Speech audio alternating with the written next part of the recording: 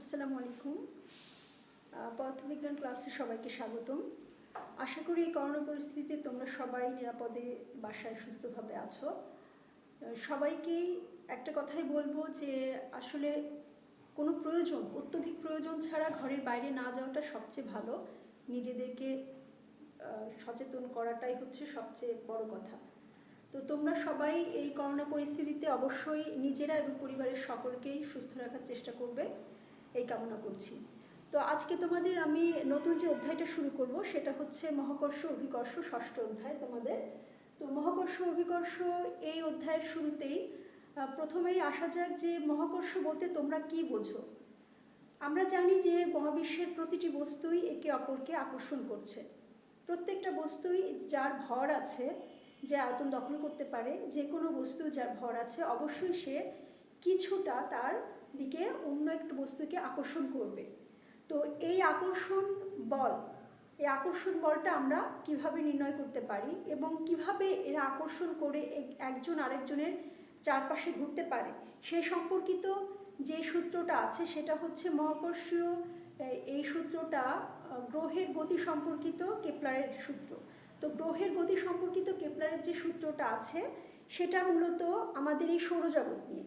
তোমরা জানো যে সৌরজগতে অলরেডি সবাই জানো যে সৌরজগতে সূর্যকে মাঝখানে কেন্দ্র করে প্রতিটি গ্রহ তার চারপাশে প্রদক্ষিণ করছে, উপবৃত্তাকার পথে প্রদক্ষিণ করছে। তো আমরা এই সম্পর্কিত যে সূত্রটা আছে সেটা হচ্ছে কেপলারের সূত্র, সেটা প্রথমে জানব। তো কেপলারের মহাকর্ষীয় সূত্র, কেপলারের গ্রহের গতি সম্পর্কিত সূত্র, কেপলারের সূত্র, কেপলারের সূত্র, কেপলারের তিনটি সূত্র আছে গ্রহের গতি সম্পর্কিত। আমি এখানে একটা উপবৃত্তাকার কক্ষপথ আঁকছি।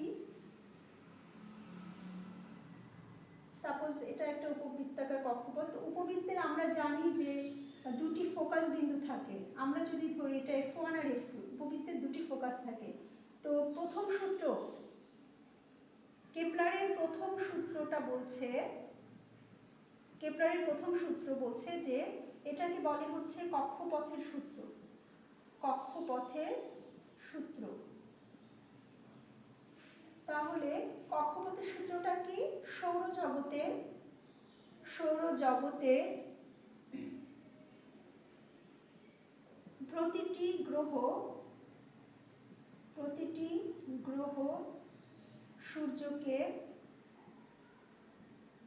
যে কোনো একটি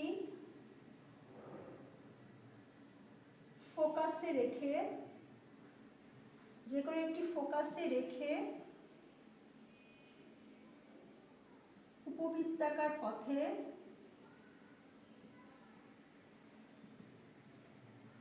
প্রদক্ষিণ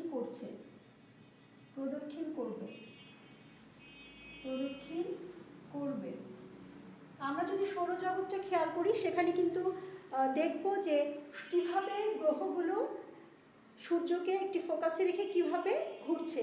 এই জন্যই কিন্তু এটা কোনো বৃত্তাকার পথ নয়, উপবৃত্তাকার পথ বলে আমরা দেখি যে একটা গ্রহ একটা উপবৃত্তাকার কক্ষপথে ঘুরছে সূর্যকে একটা ফোকাসে রেখে, হয়তো বা অন্য একটা গ্রহের অপর যে ফোকাস আছে সেই ফোকাসে সে তার সূর্যকে সেখানে রেখেছে। তো এই কক্ষপথের সূত্র অনুযায়ী যে দুটি এই উপবৃত্তাকার কক্ষপথে ঘুরবে, আমরা ধরছি যে ধরো যে সূর্যটা হচ্ছে এইখানে, সূর্যটা এখানে অবস্থিত, এই F1 ফোকাসে অবস্থিত। একে এই অবস্থানে রেখে এখানে আমরা ধরছি যে একটি গ্রহ, এখানে একটি গ্রহ, এই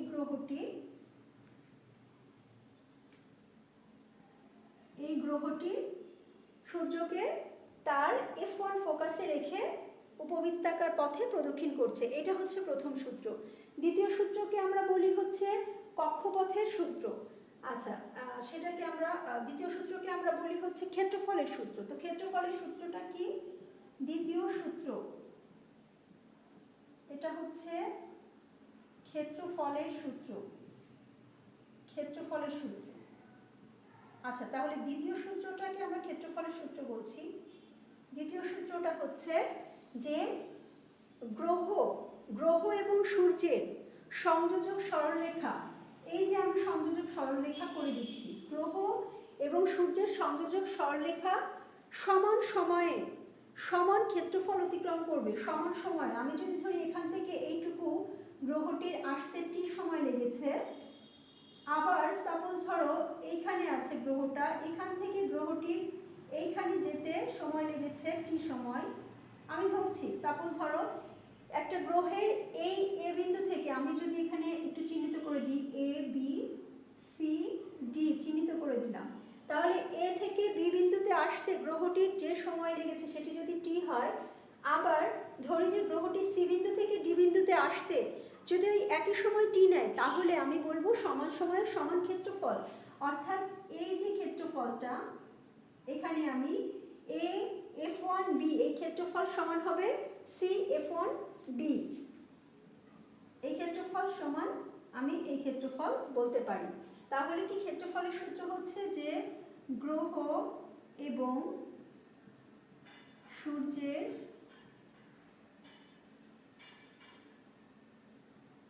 সংযোজক সরলরেখা সমান সময়ে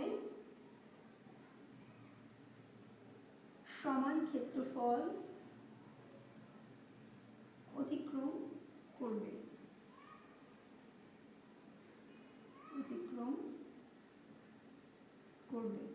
আচ্ছা, সমান সময় সমান ক্ষেত্রফল অতিক্রম করবে। এখন দেখো এখানে আমরা তাহলে বলতে পারি যদি এ থেকে বিতে যেতে সময় নেয় টি, এবং এখানে যদি সময় নেয় সি থেকে ডিতে যেতে টি সময় নেয়, তাহলে আমরা বলতে পারি ক্ষেত্রফল, এই যে ক্ষেত্রফল এ F1 B সমান এই যে ক্ষেত্রফল সি F1 D, এটা লেখা যেতে পারে। এই দুটো ক্ষেত্রফল সমান, আমরা এটা লিখতে পারি। আচ্ছা, এরপরে হচ্ছে আমরা তৃতীয় সূত্র, যেটা তৃতীয় সূত্রে যদি আসি, তৃতীয় সূত্র বলছে এটাকে বলে পর্যায়কালের সূত্র। কেপলারের তৃতীয় সূত্র হচ্ছে পর্যায়কালের সূত্র। পর্যায়কালের সূত্র। পর্যায়কালের সূত্রটা কি?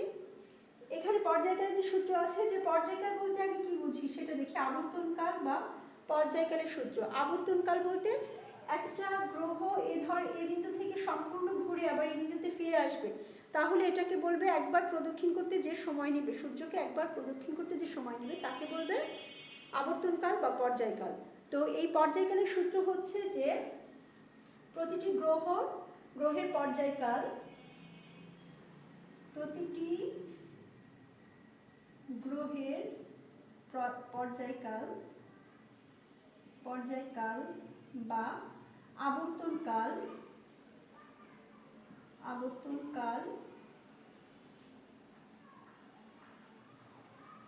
গ্রহ ও সূর্যের মধ্যবর্তী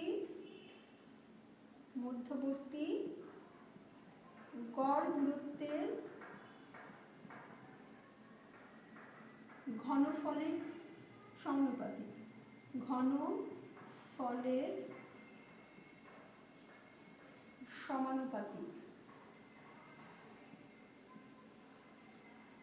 এখন দেখো এই ক্ষেত্রে আমরা যদি ধরি যে পর্যায়কালকে, যদি পর্যায়কাল বা আবর্তনকালকে ক্যাপিটাল টি ধরি,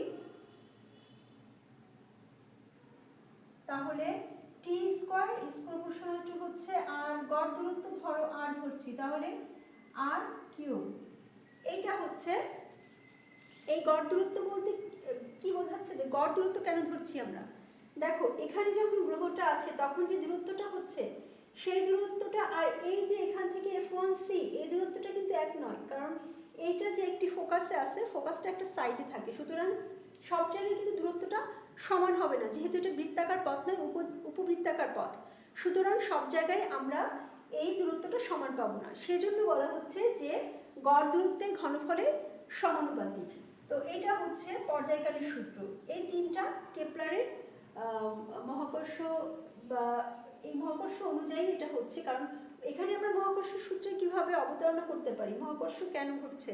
কারণ সূর্যের ভর অনেক বেশি গ্রহগুলোর তুলনায়, সেজন্য সূর্য কি করবে, তার চারপাশে কিন্তু এই গ্রহগুলোকে আকর্ষণ করে তার চারপাশে ঘোরানোর জন্য সে যথেষ্ট পরিমাণ তার মহাকর্ষ শক্তি রয়েছে, সেজন্য সে তার চারপাশে এই গ্রহগুলোকে উপবৃত্তাকার পথে আবর্তন করতে পারছে। তো এই হচ্ছে কেপলারের মহাকর্ষের এবং গ্রহের গতি সম্পর্কিত যেই সূত্র তিনটি, সেই সূত্র তিনটি আমরা শিখলাম। এখন আমরা শিখব নিউটনের সেই বিখ্যাত মহাকর্ষীয় সূত্র। আচ্ছা, বিজ্ঞানী নিউটন যে মহাকর্ষ সূত্র বলেছেন, নিউটনের মহাকর্ষ সূত্র। আচ্ছা, বিজ্ঞানী নিউটন কি বলেছেন যে প্রতিটি বস্তু মহাবিশ্বের প্রতিটি বস্তু একে অপরকে, এখানে আমি ধরছি যে দুটো বস্তু আছে, এখানে m1 m2 ভরের দুটি বস্তু অবস্থিত, এদের প্রতিটি বস্তু কি করবে, তাদের একে অপরকে নিজের দিকে আকর্ষণ করবে এবং এই আকর্ষণ বলের মান বস্তুদ্বয়ের ভরের গুণফলের সমানুপাতিক এবং দূরত্বের বর্গের ব্যস্তানুপাতিক। এই দূরত্বটা যদি r দিয়ে প্রকাশ করা হয় তাহলে আমরা এই যে আকর্ষণ বল F, তাহলে দুজনই কিন্তু দুজনকে আকর্ষণ করছে, তাই না? তাহলে এই যে আকর্ষণ বল, আর এখানে আরেকটা বিষয়, যদি এমন হয় যে যেটা ভর বেশি সেটা কিন্তু তার নিজের দিকে বেশি আকর্ষণ করবে, তাহলে এই আকর্ষণ বলের মান F যদি হয় তাহলে F is proportional to আকর্ষণ বল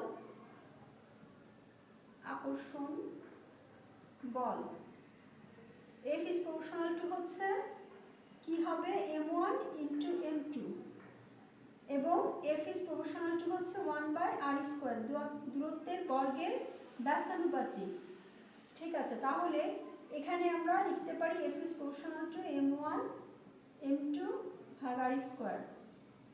এখন এই প্রপোর্শনালিটি কনস্ট্যান্ট যদি আমরা একটা নিয়ে এই প্রপোর্শনালটা উঠাতে চাই তাহলে এখানে একটা ধ্রুবক আসবে, ধ্রুবক গুণ m1 m2 বাই r², এটা হবে।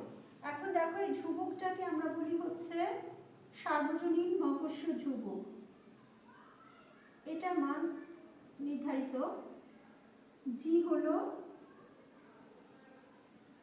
সার্বজনীন, জিকে বলা হয় সার্বজনীন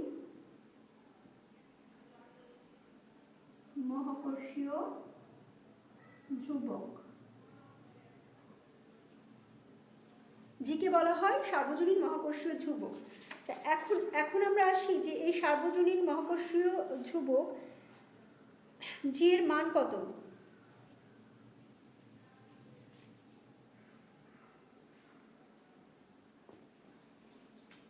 আচ্ছা, এই জি এর মান হচ্ছে 6.67 into 10 to the power minus 11 m/2 kg minus 2। এইটা একটা কনস্ট্যান্ট এবং এটা সার্বজনীন মহাকর্ষীয় ধ্রুবক। জি এর মানটা তোমাদের বিভিন্ন অঙ্কের জন্য অবশ্যই মুখস্থ রাখতে হবে, মনে রাখতে হবে। তো এখন দেখো, এখন আমরা চলে যাই যে এই যে আকর্ষণ বল, এই আকর্ষণ বলটা আসলে কিভাবে কাজ করছে। আমরা ধরলাম যে এখানে একটি বস্তু অবস্থিত, তাই না, এম ভরের একটি বস্তু অবস্থিত। তো এই এম ভরের বস্তুটা তার চারপাশে একটা নির্দিষ্ট একটা গোলাকার স্থানে, আমি ধরে নিই যে এরকম একটা গোলাকার স্থানে তার প্রভাব বিস্তার করছে। প্রভাব বিস্তার করা বলতে কি বোঝাচ্ছে, অর্থাৎ এখানে একটা মহাকর্ষীয় ক্ষেত্র তৈরি হচ্ছে। এই ভরের গোলকটা তার চারপাশে যতদূর পর্যন্ত কোনো একটা অন্য একটা বস্তুকে রাখলে সে আকর্ষণ করতে পারবে, সেই ক্ষেত্রটাকে, তার চারপাশে সেই অঞ্চলটাকে বলা হচ্ছে কি, মহাকর্ষীয় ক্ষেত্র। তাহলে আমরা মহাকর্ষীয় ক্ষেত্র কাকে বলে, মহাকর্ষীয় ক্ষেত্রটা কি সেটা দেখি। যে মহাকর্ষীয় ক্ষেত্র হচ্ছে, তাহলে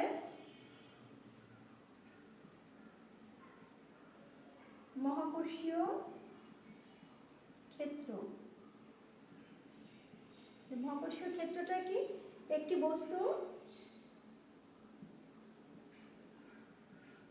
বস্তু চারপাশে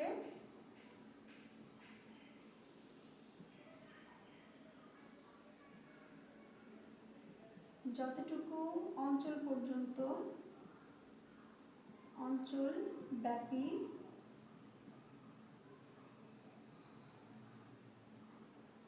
অন্য কোনো বস্তুকে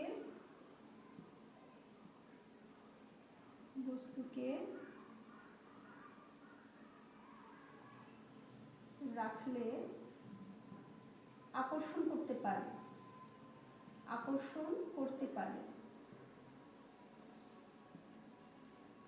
পারে অর্থাৎ তার আকর্ষণ বল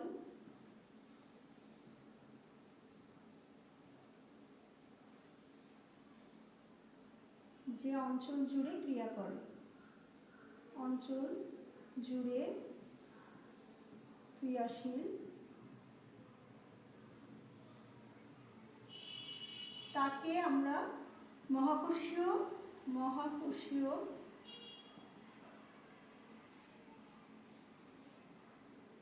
ক্ষেত্র বলছি, তাই না? তাকে মহাকর্ষীয় ক্ষেত্র বলে। তাহলে আমি এর মধ্যে যদি যে কোনো বস্তু রাখি তাহলে এই বস্তুটা আকর্ষণ করতে পারবে।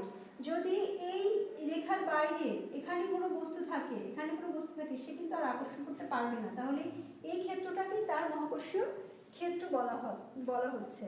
আচ্ছা, তাহলে মহাকর্ষীয় ক্ষেত্র মানে মহাকর্ষীয় ক্ষেত্রের যে ইকুয়েশন, অর্থাৎ যে বলে সে আকর্ষণ করতে পারবে সেই বলটা হচ্ছে G M by m1 into ভাগ আর স্কোয়ার। এটা আমরা দেখছি মহাকর্ষীয় ক্ষেত্র, এটাই ক্ষেত্র বা মহাকর্ষীয় ক্ষেত্রের মান। এখন ক্ষেত্র প্রাবল্য কাকে বলে? মহাকর্ষীয় ক্ষেত্র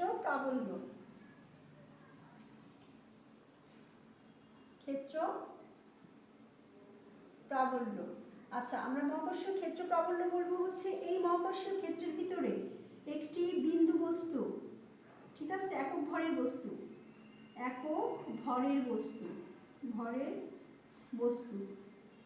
আমরা যদি এখানে একটি একক ভরের বস্তু স্থাপন করি তাহলে এটি যে বলে আকর্ষণ করবে, ঠিক আছে? তাহলে এই বস্তুটা যে বলে আকর্ষণ করছে সেই বলটাকে আমরা বলবো হচ্ছে মহাকর্ষীয় ক্ষেত্র প্রাবল্য। আচ্ছা, মহাকর্ষীয় ক্ষেত্র প্রাবল্য, তাহলে মহাকর্ষীয় ক্ষেত্রের মধ্যে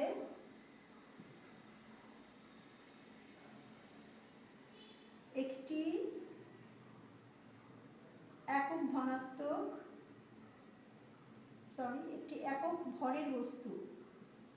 একক ভরের বস্তুকে স্থাপন করলে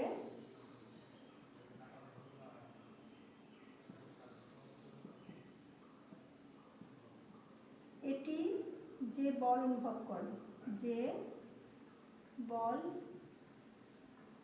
অনুভব করে তাকে মহাকর্ষীয় ক্ষেত্র প্রাবল্য বলে।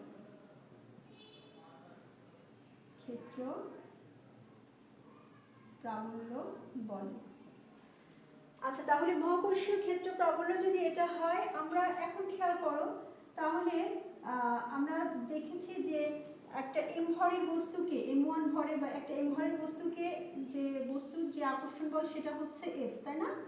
তাহলে আমরা যদি বলি যে একটি একক ভরের বস্তু আকর্ষণ বল, তাহলে কি হবে?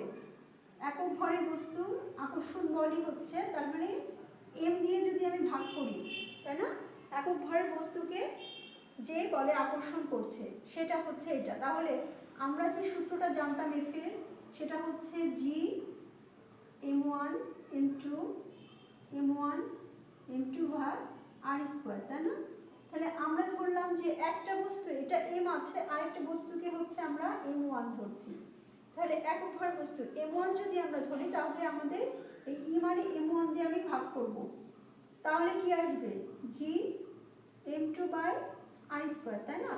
এখানে খেয়াল করো যে G m2 by r square আমি যখন দিচ্ছি তখন কিন্তু এই m এর মান m2 আর না ধরে আমি শুধু m2 = m ধরছি। সেক্ষেত্রে কি হবে, সেক্ষেত্রে আমরা gm/r² লিখতে পারি। তাহলে ক্ষেত্র প্রাবল্য যেটা, ক্ষেত্র প্রাবল্য E সমান আমরা লিখছি gm/r²। এটা হচ্ছে মহাকর্ষীয় ক্ষেত্র প্রাবল্য। এখন আমরা চলে আসব মহাকর্ষীয় বিভব। মহাকর্ষীয় বিভব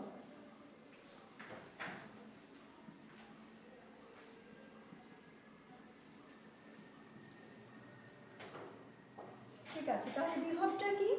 বিভবটা এভাবে বুঝতে হবে যে এই একক ভরের একটি বস্তুকে আমি যখন অসীম দূরত্ব থেকে যখন একটি একক ভরের বস্তুকে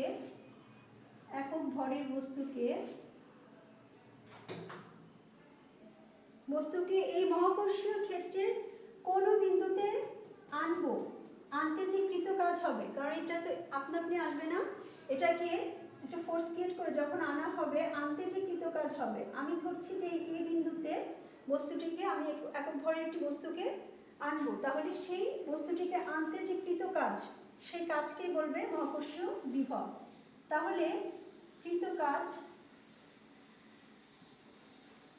কাজ সমান হচ্ছে মহাকর্ষীয় বিভব। এবং এই বিভবটা স্পেসিফিক আমি যে বিন্দুতে আনবো সেই বিন্দুর জন্য বলবো যে মহাকর্ষীয় বিভব এই বিন্দুর মহাকর্ষীয় বিভব, সেটা উল্লেখ করতে হবে। কারণ আমি এই বিন্দুতে আনতে যে পরিমাণ শক্তি ব্যয় হবে, এটা যদি আমি অন্য কোনো বিন্দুতে নিই সেটা এক হবে না, সেক্ষেত্রে আমাদের মহাকর্ষীয় বিভবটা পরিবর্তন হবে। সুতরাং মহাকর্ষীয় বিভবের ক্ষেত্রে আমরা লিখতে পারি V হচ্ছে E/r। এখান থেকে E এর মান আমরা G পেয়েছিলাম gm/r², ডিভাইড যদি r করি তাহলে আমাদের আসবে হচ্ছে gm/r। এটা হচ্ছে মহাকর্ষীয় বিভব। এখন আমরা মহাকর্ষীয় বিভব বুঝলাম, মহাকর্ষের সবকিছু হয়ে গেছে। এখন আমরা দেখি অভিকর্ষের ব্যাপারে কিছু পড়ি। অভিকর্ষটা কি?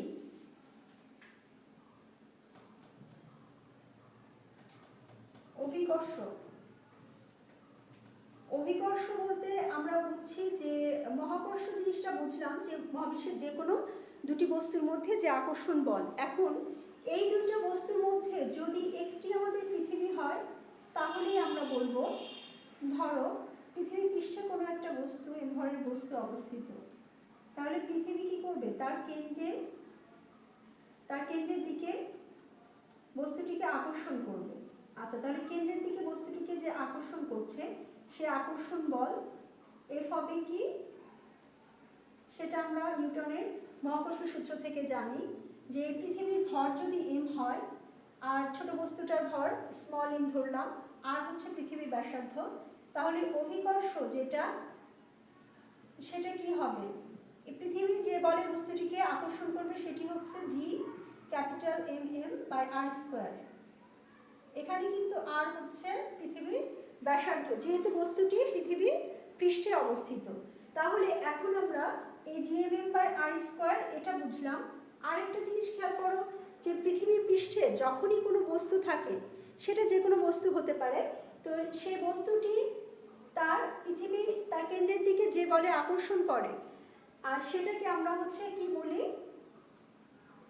অভিকর্ষ বল। সেটা হচ্ছে কি ওজন, একটি বস্তুর ওজন দিয়ে আমরা সেটা প্রকাশ করি, তাই না?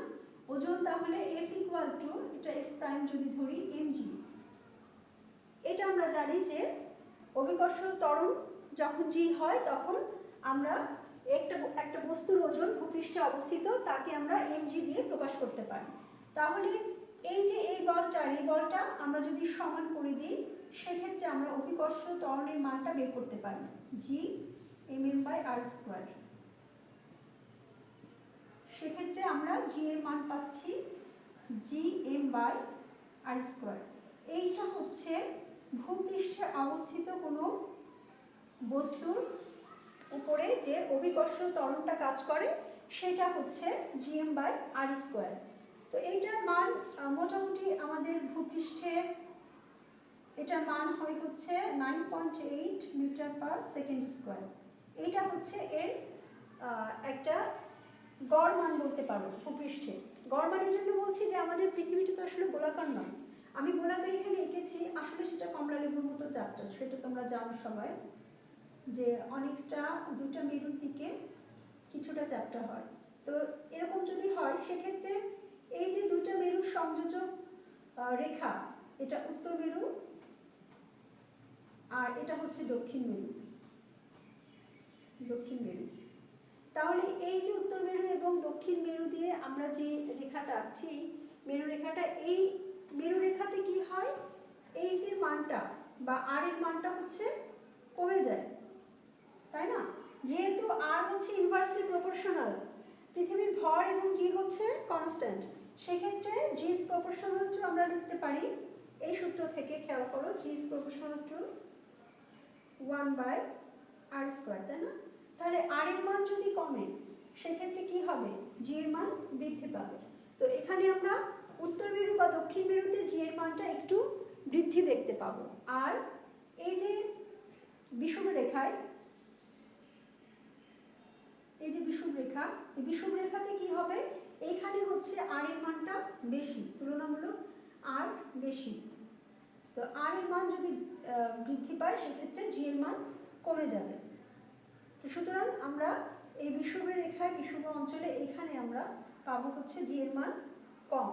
সেই জন্য বলা হয়েছে যে এখানে এভারেজ যে মানটা, সেই এভারেজ মানটা আসে হচ্ছে জি ইকুয়াল টু 9.8 মিটার/সেকেন্ড স্কয়ার।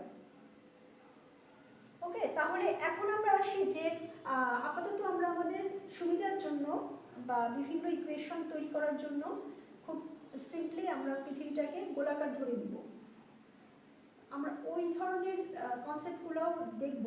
তার আগে ধরে নিই যে পৃথিবীটা এরকম যদি গোলাকার হয় সেক্ষেত্রে এই পৃথিবীর কেন্দ্র থেকে আর হচ্ছে ব্যাসার্ধ, আর এই উচ্চতায়, এখান থেকে এখন উচ্চতায় কি হবে, বস্তুটি যদি এইচ পরিমাণ উচ্চতায় থাকে, এইচ উচ্চতায় বস্তুটা রয়েছে, তাহলে আমরা কি লিখব, সেক্ষেত্রে ভূপৃষ্ঠ হতে এইচ উচ্চতায় হচ্ছে জি এর মান, এইচ উচ্চতায় জি এর মান জি প্রাইম সমান হবে হচ্ছে gm/r+h²।